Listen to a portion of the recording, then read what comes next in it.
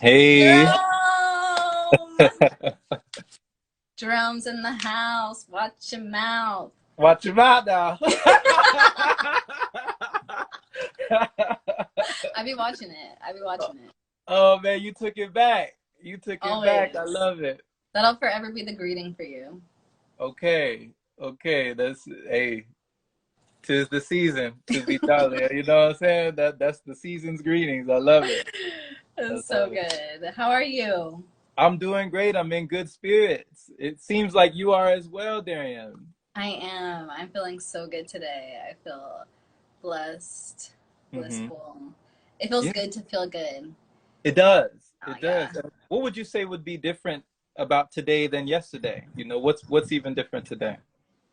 So today I feel very amplified. Yesterday was a huge day of rest for me, Okay. and I feel like it helped me to lay the foundation for today's growth. Mm-hmm. Today I feel like I'm like sprouting. I'm popping out today. Mm-hmm. Yeah. That's so cool that you talk about sprouting, Darian.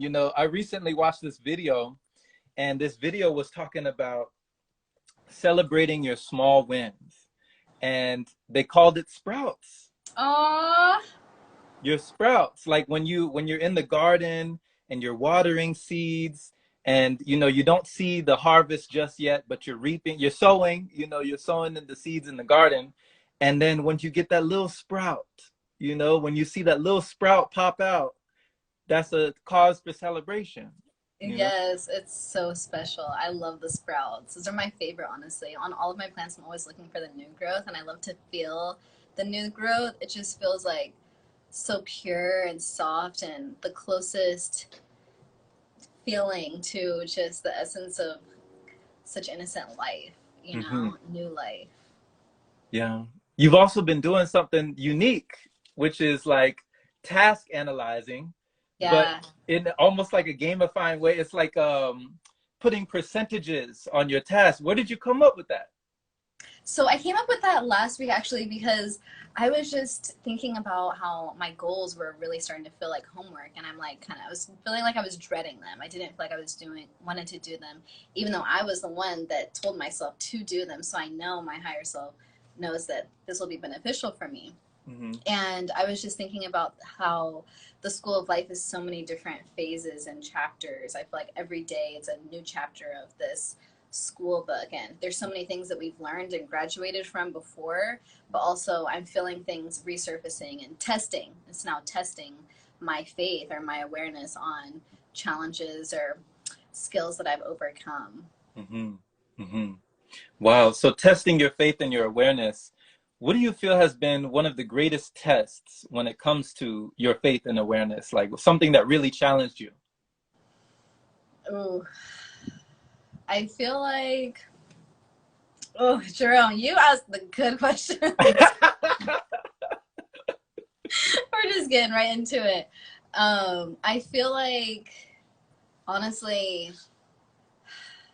coming back to my parents, this has been such a huge year for me of just humbling myself. And there's been a lot of times throughout this year where things didn't go as I saw planned over Mm-hmm. and over again. And it's just, this has been a time for me to, like, I feel like spirit is just like you need to sit your butt down and just really just be and breathe and be grateful for what you have. Be Mm-hmm. grateful for like how provided for you are, Mm-hmm. and yeah, finding the gratitude in that. That's been the biggest test because there's so much to be grateful for. But I Mm-hmm. can feel in some moments when like lower vibrations can try to like suck me down and make me go into feelings of doubt or fear or lack. Mm-hmm. For sure. You remind me, Darian, there's a quote, and it says that if you think that you are enlightened, go and spend a week with your family. Oh, You ever heard that one? I haven't, but that is a good one. That's a golden one right there. 100%. Yeah. Because I feel like our parents are the closest relationship that we have with our inner child. Mm-hmm. Did we talk about this last time, or am I getting deja vu right now? No, I mean, they know what buttons to press, you know? Yeah. They definitely know. how to dig deep, you know. Yeah. They know because they've been with us and we've been with them, you know. So it's like, go and spend a week with your family. You know, it's interesting to think like how you can think that you've come so far and then you go back and it's like, ooh. Mm-hmm. Yeah, somebody even said I resonate with that. You know, it's very, they said, this is very beautiful. I'm proud to raise the volume on my device a Yes, little. raise it. Raise Oh man. it. So you said that when you went back with your folks, you said that they kind of challenged your faith and your own, you know, solidarity and your own kind of your journey. You feel like it was a challenge a little bit just to be back in that environment? It was, they've actually been really loving and accepting and just like, they've been wanting me to come back for a long time and they don't want Okay. me to leave. I've been trying to pretty much leave like since I got back here. Hmm. And it's been for about like 3 months now or so. But the challenge for me is recognizing to not slip back into old patterns of Okay. being like back into comfortability of sitting on the couch and watching TV Mm. or having this mental thing of like, oh, I'm 26 and I live with my parents, and that, because sometimes just that thought in itself will just make me feel so bad. Hmm. Hmm. Yeah.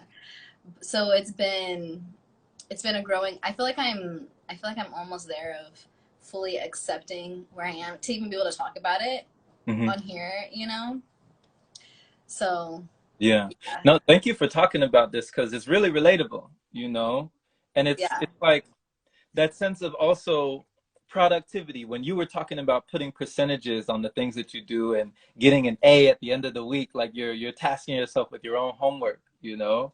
And there's almost like I think I heard this, maybe it was Mel Robbins, but she talked about this productivity principle of if you can at least get one thing done, you know, every day, if you can at least feel that sense of accomplishment or that sense of moving forward in one area of your life every day, then it's like that's kind of like you can feel like you're productive, you know, you can get Mm-hmm. those feel good feelings as it were. Yeah. Yes, definitely. Those feel good feelings. It feels so good to check my little boxes off. So I write my goals on the Notes app, and then you can put on there like little bullet points. And Hmm. so you can check off your own things. And that sends a huge sense of endorphins just through my body that's just like, yes. Hmm. Hmm. How Whereas do when you you, manage your goals? well, same way, sometimes I use a task oriented app, but it's like a gamifying app. It's called Ooh. Dominate Your Life. Like dominate. Ooh. Yeah. It's gamified. So I was a big gamer. You know, back in the day I was playing so many different types of video games. And so my mission was to like crush it, you know, next Yeah. level, next boss, you know, press start, insert another coin, keep going. And that kind of gave me the stick to itiveness to keep doing things. But then when it came to just being out, you know, out and about on my own, not really knowing, and then not counting on a 9 to 5 to give me my task, to give me my homework, as it were. I Mm-hmm. had to give it to myself. You know, being an entrepreneur, nobody else is coming to save you. You know, Right. so it's Right. like, how do you have that sense of accountability? You know, Yes. yeah. Yes. Oh, I love that. Dominate your life. That sounds like an amazing app. Me and my friend and I, we were talking about this, like metaverse idea that reminds me a lot of this app. So I'm curious to look into it. But the game idea was like very similar to the percentages um, of goal oriented things. So basically, you would choose your character and who you want to be. So if you're an Mhm. entrepreneur, like the highest position that you see yourself in, and then Mhm. you put your own goals in, the however many you are able to accomplish Mhm. levels up your frequency and like levels up your awareness. So then throughout the game, your energy changes, like what you see in your dimension and perception changes, but you can interact with people in this world, but you might not necessarily see like what each other is seeing. You know Mhm. what I mean? Mhm. But imagine that in like a metaverse way, and like a whole alternate reality where we're actually able to collaborate and take care of some of these tasks in another dimension. Whoa, whoa, whoa. Okay, so Darian, so you're leveling up your frequency in the game? Yes. Yes. Yes. That's cool. That's cool. Wow. No, I didn't even think of that. You know, because we talk about it all the time, you know, in the spiritual circles and stuff like that, like raising your frequency, raising your vibration, raising this and that.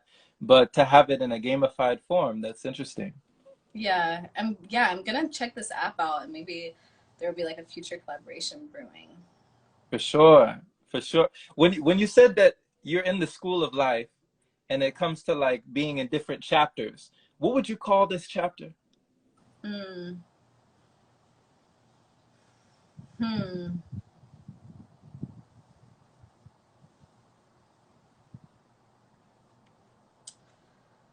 I feel like sprouting definitely resonates for sure. I thought first thought of leaf, but I Okay. feel like it's more of the sprout right now. Okay. Yeah. Okay. So still in the sprouting stage. Yeah. I feel like it's a constant birth and then death and then decay and rebirth. And so I feel like I've been on this cycling system for a while, but right now I feel like I'm just popping out the mud. Yeah. You Yeah. came out the mud. Yeah. Reach the other side. So a cycle of rebirth. Yes. Okay. So then what has died? Ooh. I feel like another layer of my ego for sure. Ooh, talk about it. Yeah. So I recently started going to therapy as Hmm. well. And that has been a huge thing of me just recognizing where I need to recognize things within myself and not blame anybody else for. Especially living with my parents now, there's no room for me to blame them for like past things because I've already recognized it within myself and like have talked about it to them. So then after that point, it's like that version of myself is dying, is Mm-hmm. dead. So it's coming into this new state of being of like really being grateful for where I am while also catapulting to new beginnings. Mm-hmm. Mm-hmm. Like looking forward. Right. Right. Okay. So you're being present, but you're also pushing through. It's like be grateful, but keep going. Right. Okay. Right. Okay. So What would you having say so being your mindful chapter? again. I know you love asking me questions, so I want to know what your chapter name would be. Well, yeah, it's sort of along the lines of staying mindful, but also keeping my own momentum. Like, how do I keep this momentum that I've built up? So the chapter in my life that I see is definitely still one of growth and expansion, which I just enjoy learning, you know, is why I have all these questions, is because I love learning from other people. And I feel like every time I learn from someone else, I'm really learning about myself, you know? Yeah, Yeah, definitely. yeah. So thank you for asking, you know? Thank you for asking, and thank you for giving me the chance to reflect with you on your chapter. And I absolutely love the questions that you Mhm. have. Yeah, I mean, I love asking them because I never know what I'm gonna get. You know, it's like a box of chocolates. You know, you know, I never know what's coming back to me. So when we're having these conscious conversations, it's a great way for us to connect. It's a great way for us to reflect. You know, and Mm-hmm. also just respect each other as people where we are in our own paths and our own journeys. You know, there was Mm-hmm. something I saw from you, Darrien, where you were in like a clip where it was a manifestation and you wrote in your caption how it used to be a visualization, you Mm-hmm. know, like it was something in your mind that you Mm-hmm. saw come to fruition, that you saw come into the realm of your reality. So I would love to ask you, you know, how often did you spend time, or do you still spend time visualizing these things that you eventually see, you know? Mm-hmm. Mm-hmm. So I write my goals every day, and they're always different, but they always have something to do with where I see myself in the future, and also where I see myself like at the end of the day, type of Okay. thing. Okay. So I was just thinking about that today, of just being because I was in front of all of my products, and I recently got all of these new labels for my products, and I was just looking at them like, this is such a trip. Like if this was this was literally in my mind, and I on the computer, and I created it, and I sent it to the print place, and now it's here, and now it's on my products, and like this came from a thought, Right. and like I made this. Right. It's such a surreal feeling, but I feel like it's so beautiful to think about that and to just experience other people's arts and what they create, to feel, to be able to touch what somebody has perceived from their mind, from the inside. Mm-hmm. Mm-hmm. Absolutely. Absolutely. You know, I so agree with you because almost every time that I used to just go live, I would say just a little affirmation to myself right before I touch the button. You know, at the touch of this button, allow me to touch someone's life. That was my Mm, affirmation. That was my affirmation. And I saw that, you know, come to life. I saw like people were sending me messages. Oh my gosh, you know, thank you so much for speaking on this. Thank you so much for breathing this in. And it was just at the touch of a button. And it's yeah, through this technology that you can touch somebody. Like we're able to have this communication right now, but this that we're talking about, this device was in somebody's mind. right, right. Right. So it's like to see that you have that power as well. It's one thing to understand, okay, somebody else thought of this and now it's here, but it's another thing to embrace your own creative abilities. So like when do you feel like you fully had that confidence in yourself, that conviction to say, I am not only creative, but I can create, you know? I feel like there's been a lot of moments where I've felt that sensation. Mhm. Yeah, there's definitely been a lot. I can't even, I feel like it happens often when I feel that sensation. But I often think about how we are created by the creator with the purpose to create. And I feel like the creator's creating through us. So that's something that motivates me a lot and helps me to release my ego and attachment to things that I create in this realm, because I feel like just because it came through my vessel to manifest, it's still everyone's. Okay. Still everything's, you know? Okay. Okay. So you would say like we've been given a gift to give back. Yes. Like we've been created to create. Yes. Okay. Okay. Do you see that as like a responsibility or a privilege? Like, how do you see that? I see that as our purpose. Ooh, okay. Explain. I feel like this is our mission in our life. I feel that my mission, and I feel that everyone's mission really here, is to spread light, all light, and the feeling and vibration of love all through and around the world. Hmm. And we do that through all different aspects and facets of our being. And whether it's something that we speak, something that we play on the flute, a smile, a hug, I'm thinking of you text, like those are all of the ways I feel like it's just the manifestation of love through our beings. Hmm. Wow, the manifestation of love. I love it. I love it. That's powerful. You know, that's purposeful. It's purposeful. What would you say is one of your favorite ways to spread light? You know? I feel like one of my favorite ways to spread light is definitely through guiding meditations, because I feel like it's not really me guiding the meditation. I feel like it's this communion with source, Okay. that I commune with source, but I'm also like facilitating other people communing with source and that Hmm. divinity within themselves.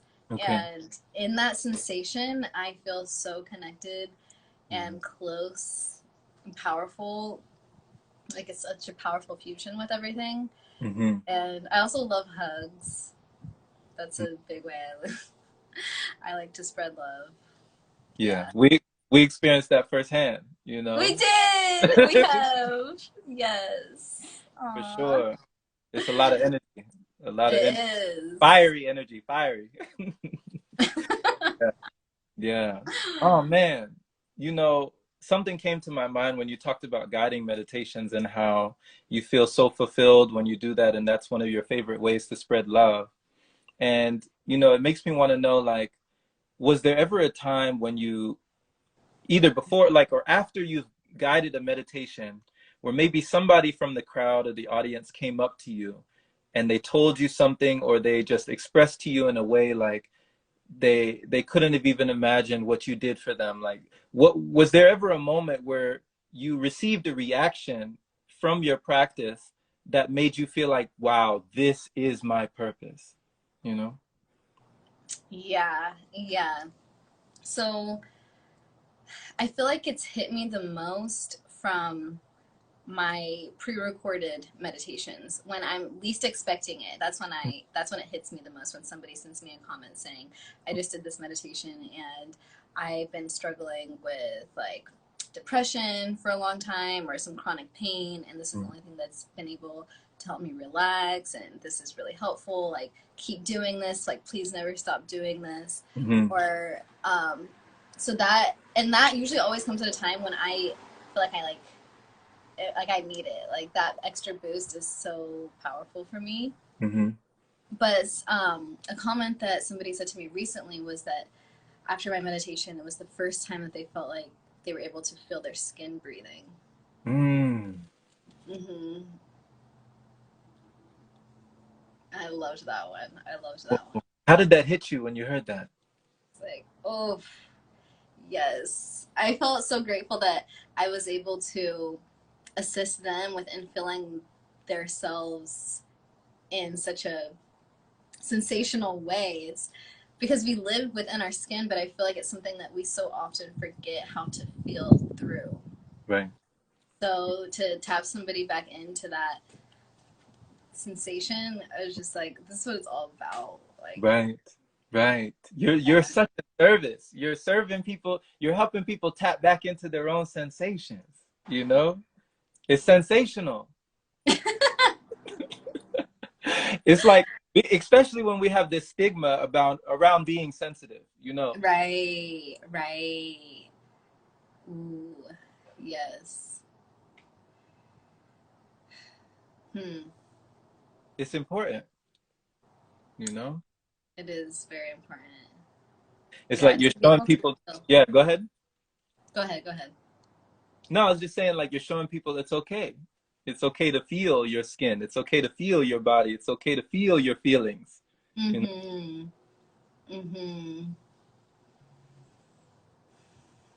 Just opening up space for people to experience what it feels like to really be a spirit having a human experience, Mm-hmm. and to feel the difference but also the unison in Mm. that. Mm-hmm. Because I'm sure you can imagine a time, or maybe you even could recall when you weren't as sensitive as you are today, you know? Yeah, yeah. I feel like being sensitive is a, it's almost like this thing you kind of to unlock, because I feel like once you Mm. really tap into it, you can't go back to not ever experiencing it, you know? Or like feeling yourself or experiencing your body or spirit within a certain way. Mm. It's almost okay. So I've been thinking about it a lot because of I've heard throughout my journey to be aware or weary of opening your third eye.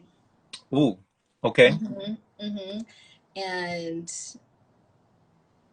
and I feel like it's kind of related to the red pill, blue pill type of thing. And so I was having this moment the other day where I was just like, dang, I am so sensitive to all of this. Like I'm so, I feel like I can't really do anything without being so aware of the effects that it's having, Mm-hmm. whether it's trauma, whether it's health, whether it's environmental, whether it's just the repercussions of cause and effect. And I was wondering like how, what would it really be like to be unaware of this, to live in that naivety, because there's no going back now. Mm.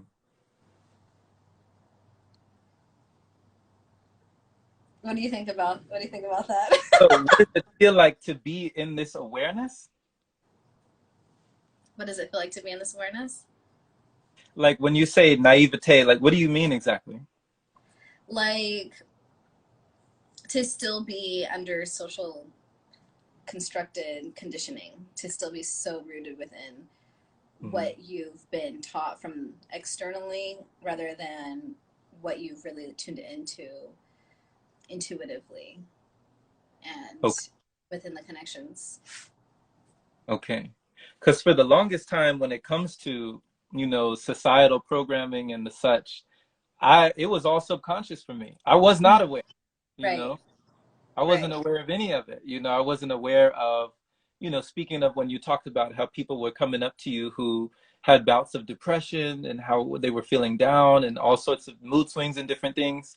That was me, Mm-hmm, mm-hmm. I was prescribed, pharmaceuticals. I was taken to different therapists, different counselors, psychologists, psychiatrists and people that allowed me to talk to them, about everything that I was going through because I didn't understand. I wasn't aware of why it Mm-hmm. was there, Mm-hmm. So going through all of that, I mean, geez, I don't know where I would be today in my mind if I hadn't gone through all of that, you know? Right, Yeah. right. Yeah, I feel like to some degree there needs to be Hmm. that portion within the journey. I don't know actually. Now that I think about it, I don't know if there needs to be because I I feel don't like know. children that are raised in such a pure way could just like come out without having to like break the mold. But Hmm. even then, I feel there's still going to be some type of mold of them still figuring out who their truest selves are. Hmm. Hmm. And you did say that you've been going through some form of therapy now. Do you feel like you're coming into that realization on your own? Um, I feel like I'm coming into a realization of how I perceive spiritual ascension Okay. because I feel like I like cracked through in like 2018 maybe, and I feel like it was just like this like blast off, and I was just downloads, and then I feel like I got on this ego trip of like I know everything. And then it was like, no, you don't know everything now. Like, we need to put this to the test. You can't just like. There's one thing of absorbing knowledge, but there's another thing of actually living by it and Hmm. living and breathing through it. Hmm. So I feel like going to therapy because then I would sometimes get down on myself. Like, I know what I should be doing to help myself get out of this state of being, or like I know where this could be coming from. I Yeah. know, I know, I know. But then it was like an ego check of me being like, okay, you don't know everything. Let's go get another perspective so that you can just expand your awareness on this Hmm. because there's always so much more. Always so much more. Right. Right. Yeah. Wow. So when you say it comes to like either absorbing knowledge or living knowledge, what for you has made the difference?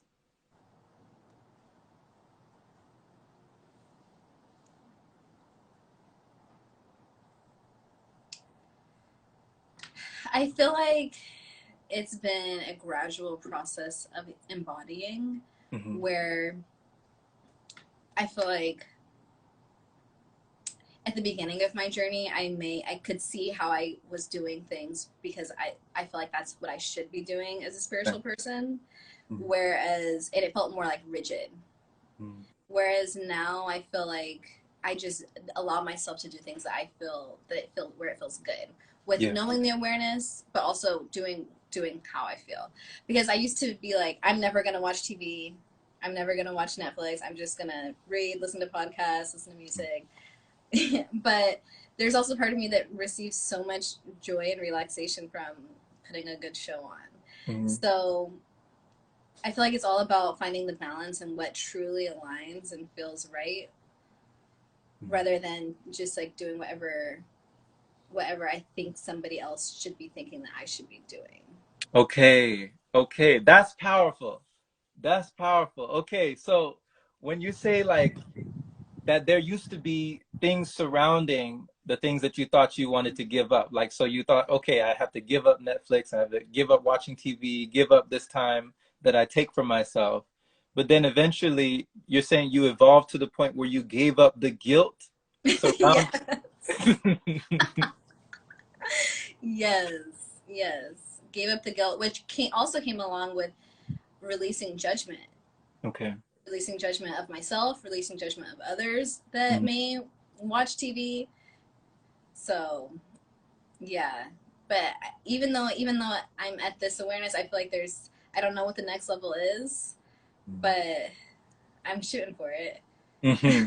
Hmm. And I love how you're always shooting for something. You always got something that you're shooting for. You know, I love Yeah. it. I love I, it. I feel like life is the staircase but I feel like we don't go down. We just sometimes stay on the same level for a while. So we're like, sometimes we're like trying to like jump on the same staircase, but we need to take like a big step to level up. And we've taken so many gradual steps to level up. Okay. But that, I feel like that sensation of feeling like we're like going down is literally just like jumping up and down on the same level. Hmm. But then once you level up, it's like a whole new ascension. But then once you're at that level, you may feel like for a moment like, okay, I've leveled up, but now you have another step in front of you. Right. Right. Right. It's like the peak of one mountain is the bottom of the next. You know, it's true. Exactly. It's Exactly. true. There's always another level. You know, we learn this. When you were talking about judgment, this is something so key and so important for people to know. What was the hardest judgment to overcome when it came to the judgment of others or the judgment of yourself? Ooh. Oh gosh. I feel like the hardest one is definitely how I perceive my physical appearance or how I feel other people perceive my physical appearance. Okay. Mm. Yeah. And that comes with like how I look, but also with what I say, because I like to show up on Instagram and try to be my most authentic self and talk and bring just authenticity to this program. Mm. But sometimes I really get in my head and I'm Mm. like, what's the message? What am I trying to say? How are people going to see me? What do I want people to get from this? So, and then also separating, am I coming on here to try to receive some type of like reaction from somebody, Mm. like an applause or a hard eyes or a like? Like, what is it? Is it for me or is it for others?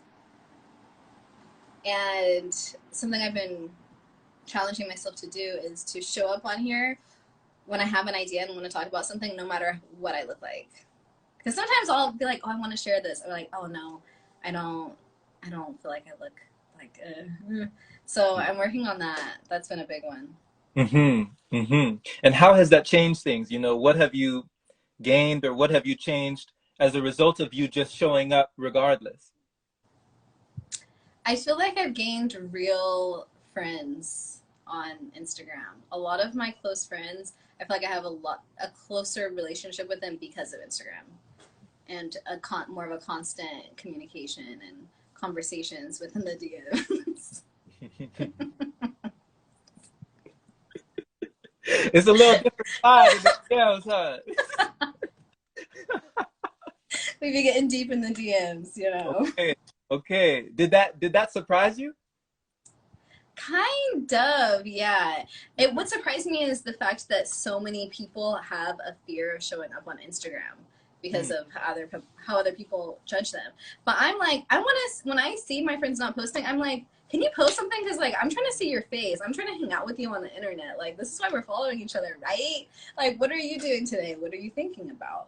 Mm. So, and even guys and girls have told me like I don't post because I don't feel like I have enough good pictures, or I don't know, like I don't want, like I get anxiety over posting even if it's just something on their story.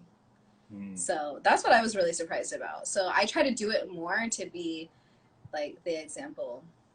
Okay. Okay. So being the embodiment of showing up, being the embodiment of expression when it comes to you doing these things, you're saying that you encourage your friends to post because you actually genuinely want to know what they're thinking, you know? Yeah, Okay. yeah. Okay. And the reasons why they don't is because they say that, They say they think that people are going to judge them, basically, yeah. or like feel insecure, or they don't want people to think like, oh, I'm conceited because I'm posting, or oh, whatever. But Hmm. people are going to always have an opinion. Hmm. But I feel like if you go into it with good intentions, even if the intention is just to love yourself and post a cute picture of yourself, like I feel like that energy will amplify and be felt. That is, that's really felt because I remember this gentleman, his name was Dr. Wayne Dyer. I don't know if you ever heard of this guy. Yeah. Okay. I love him. Okay.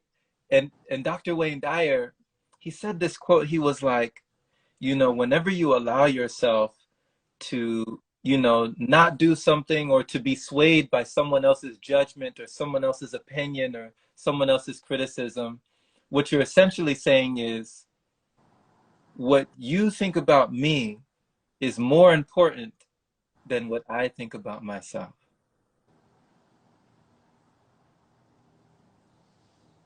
And I was like, whoa, you know, that was Yeah. deep. That was deep because I was like, dang, is that what I'm saying? You know, when I'm not putting out something encouraging, I know that I could empower somebody with an encouraging word, but I'm more focused on what this person might think. You know what I mean? Right. Right. Ooh, that You one felt cuts deep. And I feel like that's applied to everything, with everything. Even just in everyday conversations, every single thing, what we choose to do, Mhm. we put so much weight on what other people think. But I think it's because we're so connected to everyone. And so I have this okay, so sometimes in meditation, I Mhm. feel like we are these atoms that are in God, like the God body. We're just one little atom just moving around doing our thing. Mhm. And we all have like a purpose that's a part of the bigger picture. And I think that maybe like the atoms that we are surrounded by, part of the arm or whatever, we feel like we're supposed to conjoin with their purpose, like the people's purpose around us, Mhm. but forgetting that while it could align and collaborate, it's so important to have that like definite individuality within what we are doing, so that we can play our part and fully successfully be the tool that we're meant to be within the Mhm. body. But if we're over here trying to do the atom over to here to the right of us job, then there's going to be like some incongruency. Okay. Okay. Does that make sense? So are you saying like, okay, we're part of the collaborative whole, you know, we're within the perspective of the collective, Mm-hmm, mm-hmm, mm-hmm. but sometimes we forget to embrace our own individuality. Mm-hmm. Mm-hmm. Yeah. Okay. Okay. Wow. I wonder like when did that happen, you know? That's an interesting question. Yeah. Yeah. Yeah. Like when do I we start to be afraid of ourselves, you know? mm, hmm. There's almost like an age-old question, Darian, and it's, you know, the fear of failure, but then there's also the fear of success. Mm, And everybody, of course, has different definitions of what they define success as. But like when it comes to not going for it or not doing something that you deem necessary or fulfilling for you and your purpose, just because there's a fear surrounding what might happen. You know, what could go right. wrong? What could go wrong? What could happen? What disasters might await you if you dare to dream? But then the flip side is what could go right? Right. Right. So it's like, which side are we going to choose? Right. Have this clear choice. Hmm. And somewhere along your journey, it seems like you decided, you know what, to heck with it. Like, I'm just going to do it, you know? Yeah. Yeah, it's interesting because I've always felt like I was meant to be an entrepreneur, but for so long I had no idea what I wanted to do. And then, but when I was working in corporate America, I was like, it's not it. This does not feel right with me. This does not align with me. I know that I can have so much more potential, and I feel like by being in this type of job, it's preventing me from really being able to share the gifts with the world that I am gifted with. So it just ever since then I've just been like, I need to fly. I need Mm. to, yeah. Mm. It's this feeling. It's this feeling. I know that I feel that you know, and I feel that people in here are watching. They know whether you're if you're doing the right thing with your life or going the direction that you really want to go, and like you know ultimately. Mm-hmm. Mm-hmm. And you know, as I think back too, it's not to say that if I hadn't gone down that direction, it wouldn't have led me back, you know, to another direction. You know, sometimes, Right. you know, like what do they say? Rejection is direction, you know? We, Right. we get Right. that, Right. yeah, yeah. we get, Yes. we get like a direction correction, you know? It's like rerouting us just a little bit, just a few, you know, like like when they say somebody who's playing golf. You know, I always love this example. When somebody's playing golf, if they can stand one way, they can Mm. hold the club one way, and they can hit the ball one way, and then the ball goes one way. But if they just adjust themselves just a millimeter, you know, just turn their body just a hair, the ball goes in a Right. completely, you know what I mean? Yes. Oh my Completely different gosh. trajectory. So that's how it feels like it's been. Um, Definitely. I love that analogy. And it gives me a lot more appreciation for golf as well. okay, okay. Yeah. Wow. You be out on the course? I don't, but my dad does, and I've never understood it. I'm like, what's the point? What you trying to hit this ball for?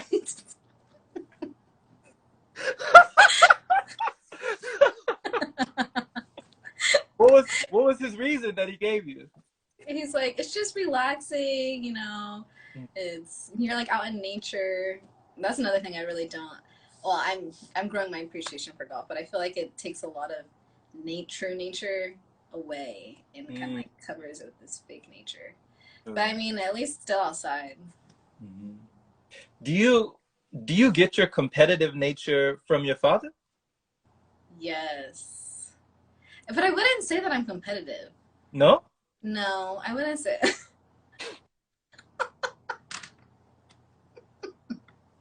Do I do I seem competitive? Are you perceiving me as a competitive person? No. No, just playing. But no, what did you feel like you do get from your father? I feel like I get this drive from him Okay. for sure. Yeah. Yeah. hmm He's very like business minded. Okay. He's a Capricorn, Okay. and so I feel like I get a lot of the like get things done. Like let's be business about it. Let's take it seriously. Let's Hmm. look at the facts. I probably got my whole putting percentages to the day thing from that parent. I Hmm. haven't told him about it yet, but I should. And I feel like when I tell him, he's gonna be like, "Oh, that's a great idea." But Hmm. yeah, you should make a pie chart on that one. How does the how does the Leo balance out the Capricorn? Um, I ooh okay. So right when you said that, I feel like I got this vision of me being this lion, just like biting the crab. Is Capricorn even a crab? I don't know what Goat. animal. It's a ram or The something. goat. The The goat. goat. Oh, the goat. Nah. I feel like, honestly, I feel like being a Leo, I definitely feel this energy of like I am the queen of the jungle, Okay. Okay. and I will eat you. So I definitely feel that energy with my dad sometimes, but I also feel the energy of him like teaching me things, like being the goat and the wise elder. Mm-hmm. Hmm. Wow. You know, even as you were talking about being the queen of the jungle. you know, being that lioness. Like, I see that you always have your mane, you know, the mane is always on flame. Thank you. Is that very intentional with the lion? Um, I would say yes, it is. I'm Yes, guessing. I didn't even know. yes. I'm definitely feeling very into my lioness Okay. energy days. Okay. Yeah. Okay. But I've actually been thinking about straightening my hair. And I haven't done that in a long, long time. But I just want to like experience a different aspect of me at this age. Wait, you said this age like you're old. You're not old. I'm not old, but I haven't straightened my hair since I was young. I haven't straightened my hair in like 5 years. You're not old, but you're not young. I'm older than I was. Older than I Okay. was, but younger than I will be. Hmm. Okay. Older than you were, but younger than you are. I had to think about that one. I had to think about that one. So I guess I'm guessing people think that you're younger than you are right now. Is that why you said that? No, that's not why I said that. But I have been feeling older. I've been feeling like I'm rounded up to 30 when you you take 26 and round it up. But I feel I just feel like I when I think about straightening my hair, I think associate it to my high school days. That's Okay. when I was really doing it a lot, like Okay. every single week, and I never embraced my curly hair. Oh. So now that I feel like I fully embraced my curly hair, I love it. I want to just see what it feels like Mhm. to be a woman with straight hair now. Okay. Okay. So this circles back to what we were talking about with embracing ourselves fully, you know? Mhm. So Mhm. what you were talking about letting go of the judgment of others and letting go of the guilt, the shame, the blame game, letting go of all the perceptions that push you away from embracing who you are. Mhm. Mhm. Yes, exactly. So your hair is an extension of that. Yes. Okay. Yes.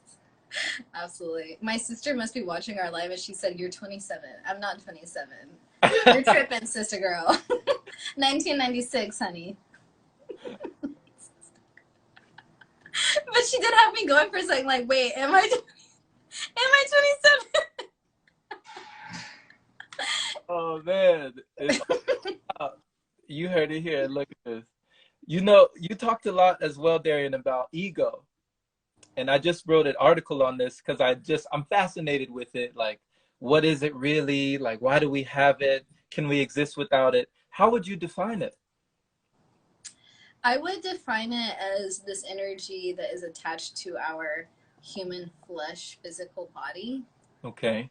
So like, So, in a way, I feel like if we die, our ego would still be attached to our body, whereas hmm? our spirit would be free. Well, can you say that again? If we die, if our body dies, our ego would still be attached to our body, but our spirit would be free. Our spirit would be free. Our ego would stay. Yes, that's what I feel. I feel like ego and spirit are completely separated. And so when I say that, I mean that I feel like our ego is really the embodiment of our physical body. You know, like, because when I'm meditating, I can sometimes feel my ego trying to like hold me back in a way, or trying to like protect my body from ascending because it's going through this shift where my spirit is detaching. And so I feel like the ego body is like can come in with like the fear and the doubt of trying to like protect. That's what I feel like the ego does is just this like protection reflex Mhm. that is just skin deep, skin cellular deep. The ego, does the ego have its own personality?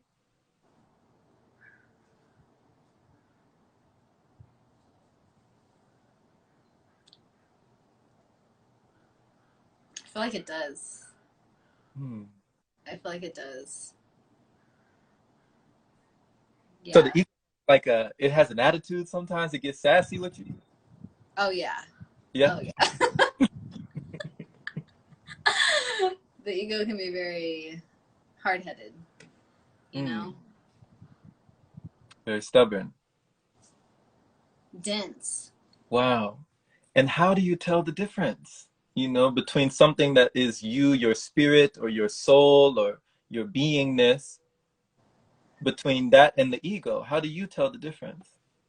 So whenever I'm trying to figure out which one it is, I always ask myself, is this coming from a place of fear or love? And it's always such a clear distinction. Whether it's loving myself, loving somebody else, or whether it's a fear of getting hurt or a fear of hurting somebody else. Hmm.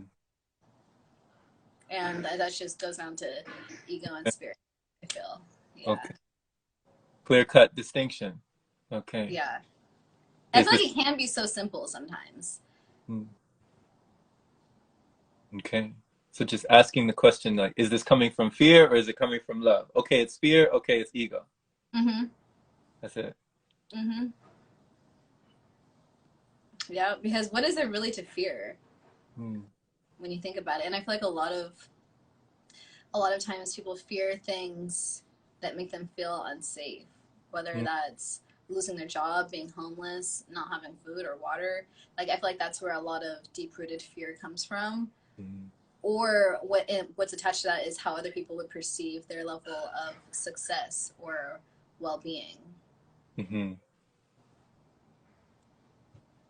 Yeah. Yeah. And in that there's no sense of trusting, there's no sense of love. That's just Mm-hmm. darkness. Yeah. Like, how do you get to the heart chakra if you're still stuck at the root? Right. You know, if you're still worried about survival and you're worried about all those kind of fears, it's hard to feel that emanating love, for anything and everything. Yeah. Yeah. Wow. That's deep. You always hear those things like danger is real, but fear is a choice. I remember hearing Will Smith say that. He's like, danger is real, but fear is a choice. And it's like, and I remember hearing like, oh, we have nothing to fear but fear itself. The Mm-hmm, worst mm-hmm, mistake mm-hmm. a man can make is being afraid to make one. And all these, speeches talking about letting go of fear and shedding our fear. And, yeah, it's just so many things surrounding fear. Yeah. Yeah. Right. And I think the deeper fear that comes in is this idea of hell too, or just like what's going to Okay. happen Okay. in this afterlife. Like, am I making the right choices morally? Hmm. But I feel like if whatever choice that we have, or whatever idea that we have on making a choice, I feel like it's usually clear as to if it's coming, which place it's coming from. Because I feel like there's things within this reality that people would deem as bad or sinful, Hmm. but to somebody else that feeling could be like so blissful to Hmm. them. Hmm. Yeah. Yeah, the idea of where we're going after this, I grew up in the church. I was raised in the church, and in that environment, of course, there's so much fear. There's so much fear So surrounding much. what happens after we leave here. And I love what you said, Darrien, because you said that, the ego stays. I had never heard that before. The ego stays here with your body, with your flesh. So if the ego stays, that means the fear stays. It's not going with you. I can't. I feel like it's on a whole another vibration. It's on a whole other vibration. I think that that's why we have this ego sometimes, because I feel like our bodies are vibrating on a certain level, Hmm. right? That and our bodies cannot transcend with our spirit. And I feel like we're so attached to our bodies that our bodies are like, wait, what about me? Like, Mm-hmm. aren't I going with you?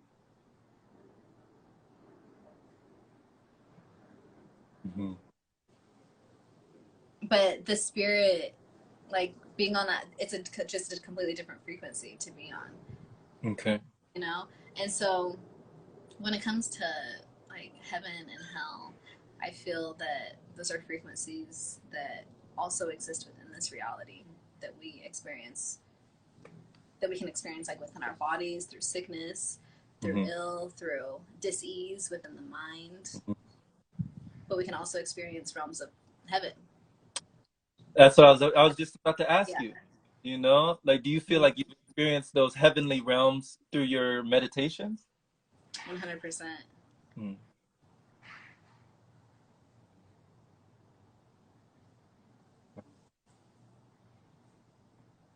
Wow.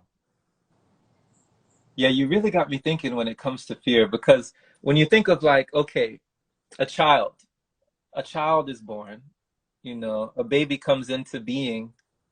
Does it have a fear of the dark?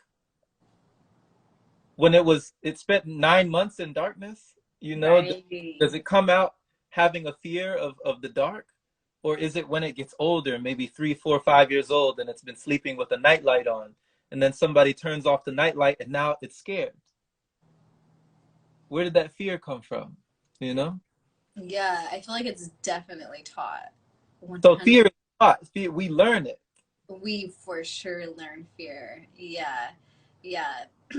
I've witnessed this within my niece because she used to sleep in the dark all the time, like not have any fear when she was an infant.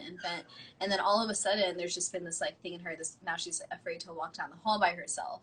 But I think Mhm. it's because of just like some shows or subliminal messages that she could hear that make her have this sense of needing to like protect herself.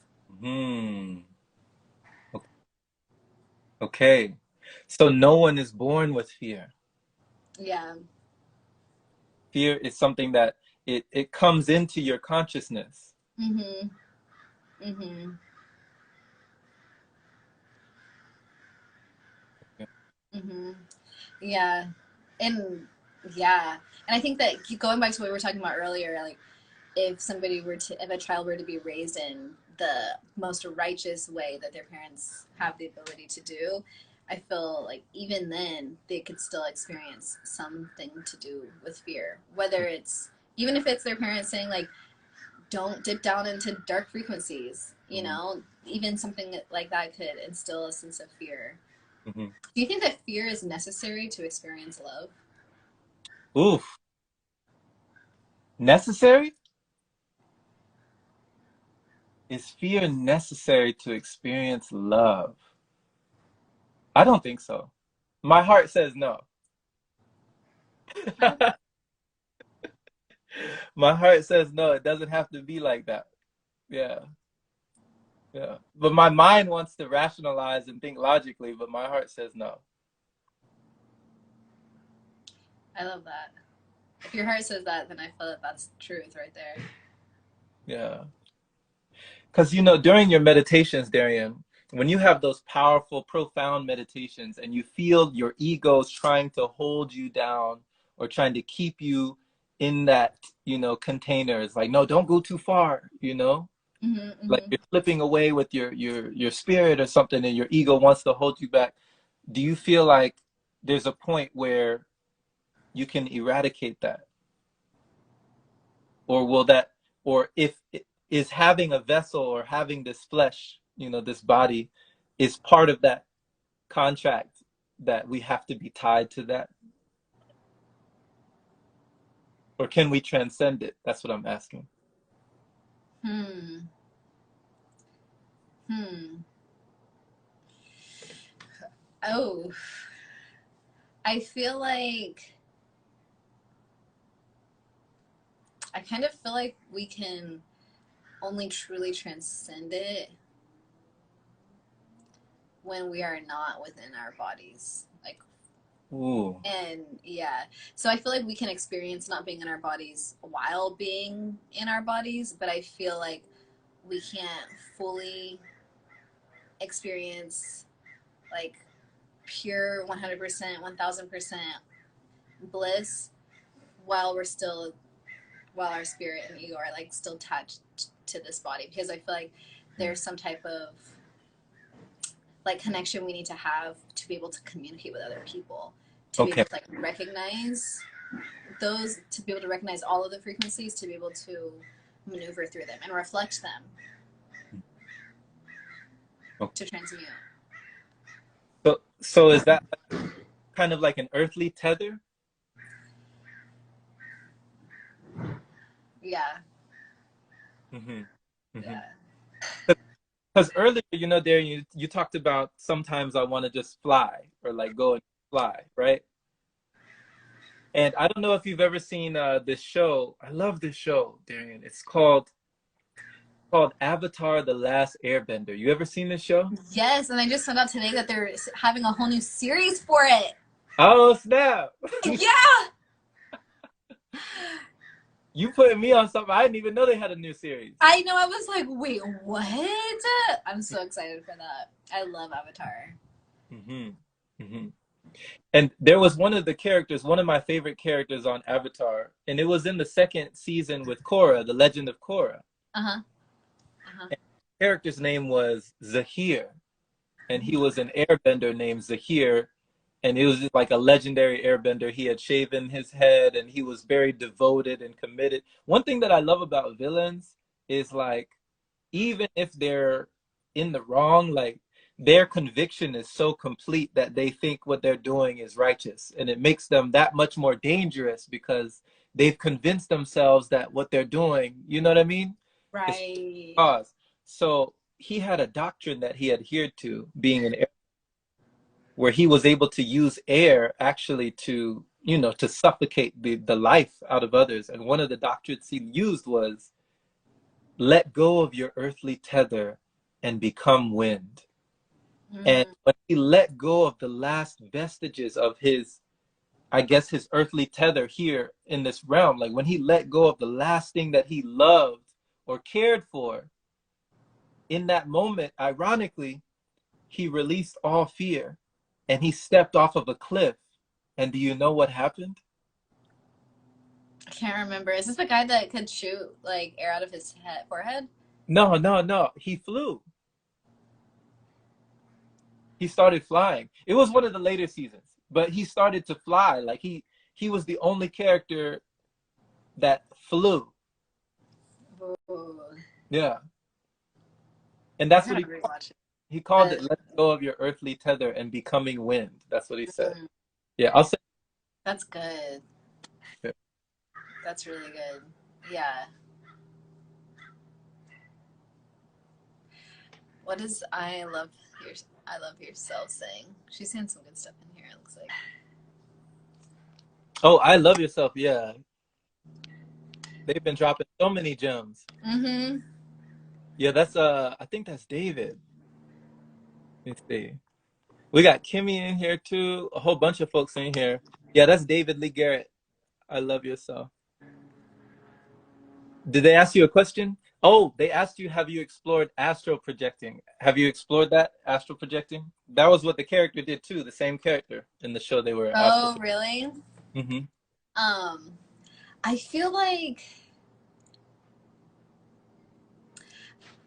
I don't know. I'm gonna be honest. I don't know if I've experienced astral projecting because I feel like my meditations are always very cosmic, Mm. and so I feel I'm not sure what the difference between that and like astral projection would be, because I feel like my perception of astral projection is meeting other beings in the cosmos, and I feel like I typically experience like everything all at once. Like I feel like I am all the stars and all the planets and the space in between. Mm-hmm. So I feel like that would be my version of a astral projection. Okay. So just being everything everywhere all at once. Have you experienced astral projection?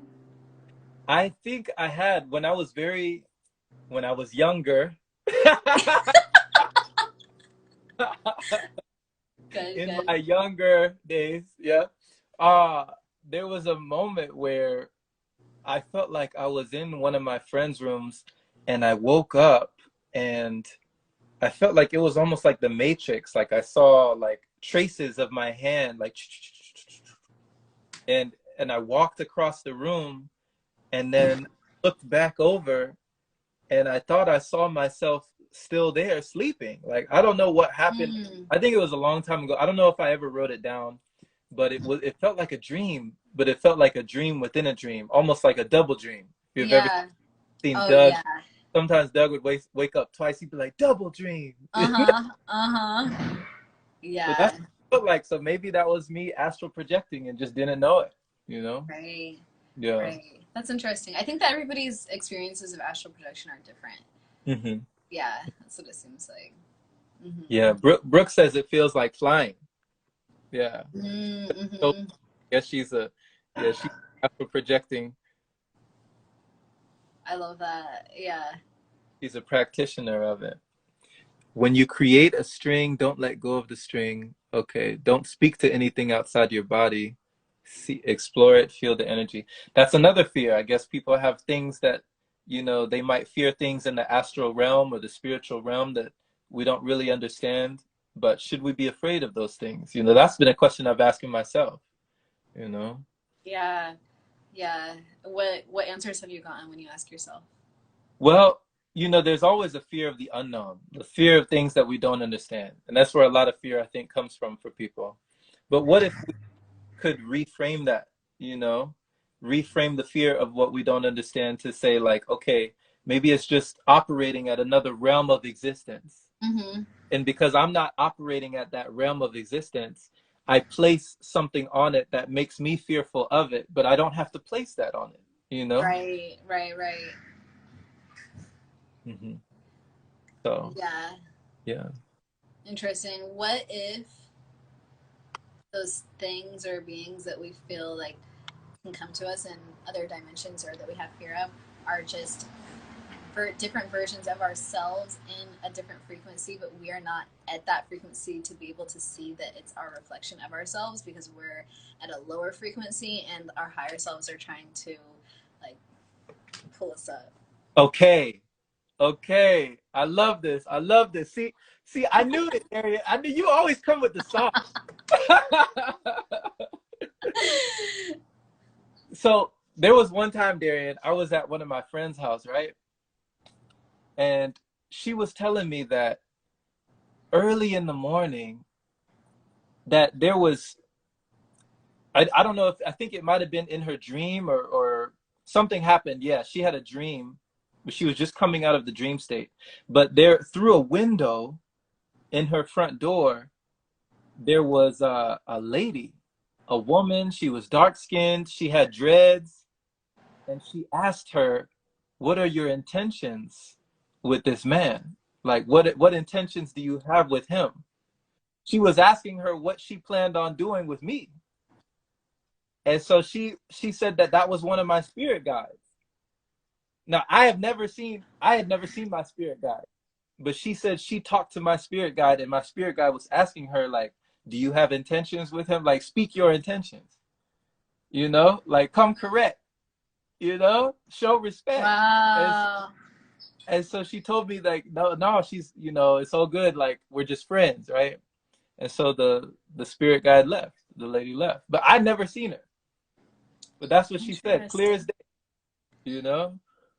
So I find that very interesting. Do you feel like you've ever been in communication with what you might call like a spirit guide?